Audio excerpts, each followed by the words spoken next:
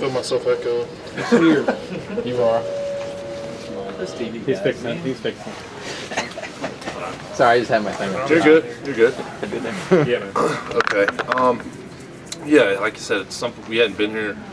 Since I've been here, we've not been 6-0. So it's definitely, like I said, as you higher you climb, the air gets thinner, and it's different. But you got to, keep in the back of your head and kind of continue to remind yourself, what got you where you are. And kind of keep doing those little things that got you where you are. Try not to, I guess at this point in the season, you catch yourself kind of looking at film and kind of, looking at what you can do to beat those guys versus, the simple things that got you there, like tackling and blocking. There's just simple things from day one.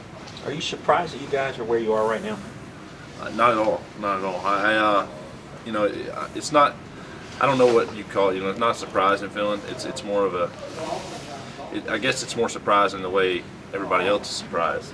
But I think we knew we had this team. I think we knew what kind of team we had and what we were going to be about in camp and what we had the capabilities of doing. I'm surprised at how well this team has handled. How we've handled being 3-0, being 4-0, and 6-0 now.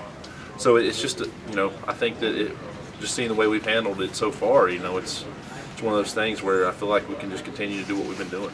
Maryland has been a team that runs different fronts. It seems like from week to week they do something differently. What does that mean for you as a starting right tackle for this team? Just extreme preparation. What we've done every week. I think we've done a great job as an offensive front and as an offense preparing for the defenses we faced. Starting with with the first pretty difficult defense was Wofford, and then from there on, we faced pretty good defenses every week. So we've done a great job of preparing with everything that they could do. You can't prepare for everything, but we've seen everything in the past. Like I said, that's where experience comes into play. When you kind of you don't have time to prepare for everything to do, but then again, when they line up in something you haven't seen, you know how to run, you know how to work against it because you've worked against it, 4 years before, somewhere in your career. Our defense does everything, so we've seen it all. So it's just a matter of getting a grasp of what they can do. Dabo says that this team is different than the 2009 team that went up to Maryland, but that was a team that went to the ACC championship game. Can you compare the two at all, or is this team better? I don't know. It's just this team. I think the mentality this team takes is it's a quote I think I saw in the weight room yesterday. It's just like you can't go 14-0 without going 1-0 every week at a time. You can't get there without having to take 1 week at a time, and we've done an awesome job of doing that. Just from a team perspective, you can just see the focus in everybody from week to week, and there's not a lot of guys looking forward to everybody knows Georgia Tech's going to be a huge game in a couple of weeks, but I don't think it's going to be as huge if we don't beat Maryland. I think that's the kind of mind frame and mindset we have as a team. You got to take it week by week, or you're not going to be where you want to be when the supposedly big games are coming. So it's every week's a big game for us, and I think that's the mentality we're taking. Because you have to, like I said, you have to win now in order to be a competitor at the end of the season. What do you remember about that game? It seemed like that was one of the more frustrating games probably in the last 3 or 4 years. You guys, I think you got inside the 25 like 4 times. Maryland didn't score. Yeah. Last year, or 2 years ago. Yeah, 2 years ago. It was just one of those things where we play at 12 o'clock and it was at 12, I think. And, it was kind of just we were lured to sleep a little bit. You kind of go up to Maryland. You don't expect a really great team to show up, and then you get it. So they're the type of team that does that to teams. You especially when they get you at a 12 o'clock or 3 o'clock game up there, and they think they have the advantage of taking teams who will actually think Maryland's going to lay down and doing that to them. And I think the best thing that's happened to us this week is we have a 7 p.m. primetime game. Yeah. And if you can't get up for a 7 p.m. primetime game, then who can you get up? So that's one of those things where. I don't think there's going to be any Lord sleep going on this weekend. I think it's going to be an extreme preparation, and it's exciting to play in those games Saturday night. It's not so exciting to play in the 12 o'clock game that it's on Raycom, so to speak. And I'm just saying that it's not as exciting for everybody. Nothing against Raycom, it's just how it is. And when you're playing ESPN on 7 p.m., it makes a difference in the way your team prepares and the way the team's mentality takes the approach. What was your initial thought early third quarter when Taj Boyd goes down and leaves on the guard? You find out a lot about their team. The same as I think you could see it in everybody in the state. I think the stadium went quiet there for like 15 to 20 minutes, and I think that was kind of my thinking. Not that I didn't have faith in Cole. It's just the fact that Taj has been playing so well, and the fact that he could possibly have been down with a pretty bad injury, which ended up being something that was just totally not. It's a joke almost that he got carried away for a deep thigh bruise. We give him junk about it now, but it's laughable now. But I mean, it was pretty serious Saturday when it happened, because I mean, honestly, I thought it was his knee at first, and I'm sitting there thinking, it's it, because I mean I couldn't tell what he was holding, and it ended up obviously being the deep thigh bruise. So that was made it a very, very good night for me Saturday night when I texted him and he told me that. I was very happy about that. Talk about the grief he's gotten over the last couple of days riding in the car. Well, it's just now that he's okay. It's like I told him I actually had a deep thigh bruise against Florida State, I believe, and I got up. I mean, I sat there for a minute. Now it hurts. They're not something that's not. They're very painful.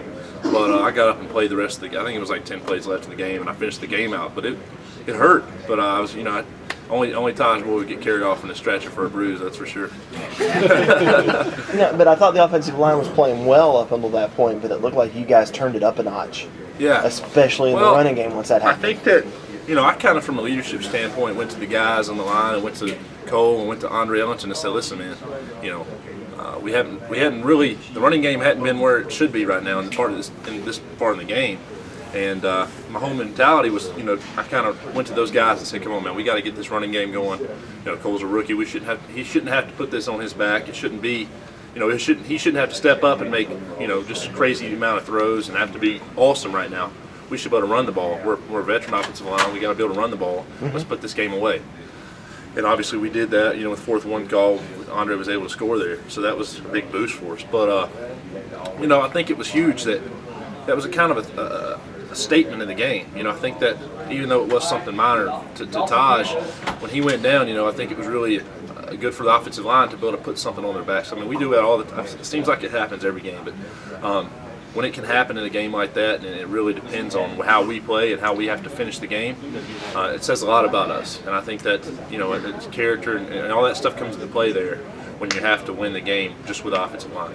What's been the difference in the line the last couple of weeks? I think Coach Morris talked about how he challenged you guys, and you guys have really kind of answered that with some physicality. Yeah, it's, I guess it's just like you said, it's a mental thing. Sometimes you play really tough teams like Virginia Tech, Florida State, Auburn. When you play all those teams in a row, I thought we had great. Pretty much the last 4 games have been really physical. But the way he brought his mentality to practice was to kind of really be hard on us, not let us be satisfied with what we were doing, and I think that's the same approach he takes every week. And although we have been really responding to that in a good way, he's going to keep bringing that, because it really brings out, some guys respond differently, but I think the way he comes at us in practice on Tuesdays and Wednesdays especially make a difference in the way we play Saturday. Does it help at all playing teams that are doing more conventional things as opposed to like Troy and Wofford, who are doing some just kind of funky stuff up there, like stunts and it definitely does.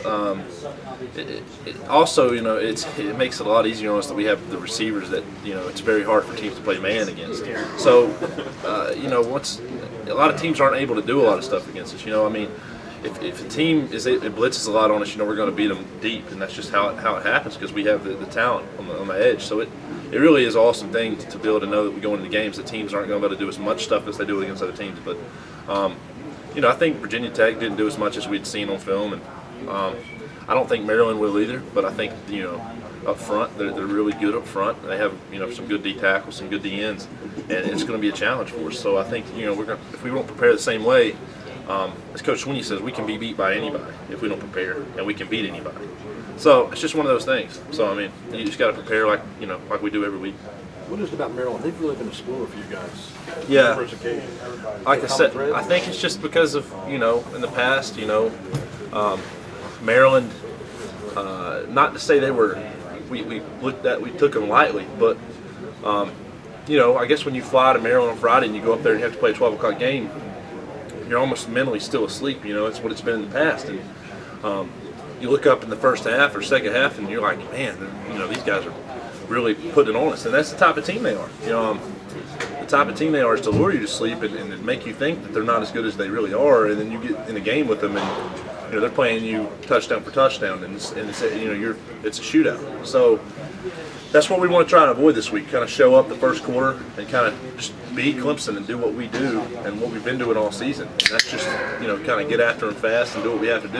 We've been a second half team at some points, but we kind of want to. When you're on the road, you always want to get started off more faster than you can, and it's difficult with the crowd.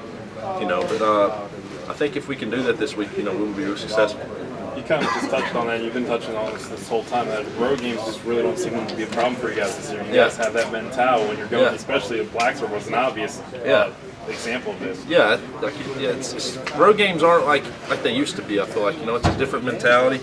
I feel like teams take them a lot different than we used to. When we go up there, it seems like it really is just 100 yards both ways.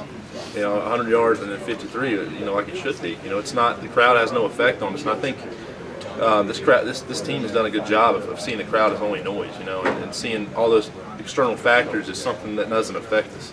And they really don't, at the end of the day, it's just football, and that's what we're young in some places and we're mature in some places. And I think we got the right maturity where it's supposed to be, and the youth is perfect for us. The receiving's not really a problem on the road when you're at a receiver position. When you're offensive line and you're young on the road, that makes a difference. So it's like it kind of just works out when we get on the road. The focus and everything is there.